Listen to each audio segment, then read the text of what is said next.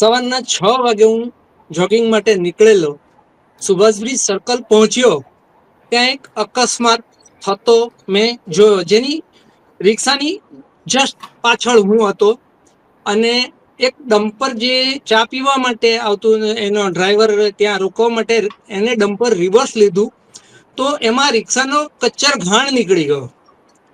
રિક્ષાના બંને સાઈડે રિક્ષામાં સારું એવું ડેમેજ થયું. હું થોડો દૂર હતો, મારી મિસિસ પણ મારી સાથે હતી અને થઈ અમે છે સદભાગ્યે બચી ગયા. ત્યાર પછી મેં એ આગળ જઈને એ ડમ્પર વાળાને, ડમ્પર ચાલકને ઉભા રાખવા માટે કોશિશ કરી.